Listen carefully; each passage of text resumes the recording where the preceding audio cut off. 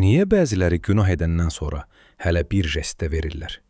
Bəzən də deyirlər ki, mənim sizin dininizə etiqadım yoxdur və ya deyirlər ki, biz o qədər də dindar deyilik.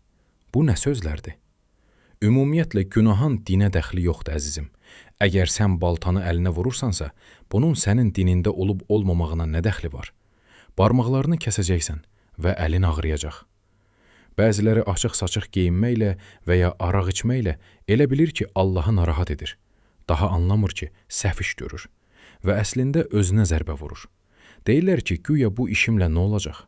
Niyə bizdən əl çəkmirsiniz? Bəziləri elə düşünür ki, günah etiqadı ayaq altına atmaq və möminə yaraşmayan iş görməkdir. Xeyr, günahın mənası bu deyil. Günah nədir? Heç nə deyil və yalnız Allah narahat olur. Daha dəhşətli. Deməlisən ki, ilahi, mən özümə zərbə vururam. Bəs sən niyə narahat olursan? Təsəvvür edin ki, bir nəfər səhv olaraq su yerinə zəhər içib və ona deyirlər ki, bu əslində su yox, öldürücü maddə idi. Həmin adam nə hala düşər və nə halda həkimə müraciət edər?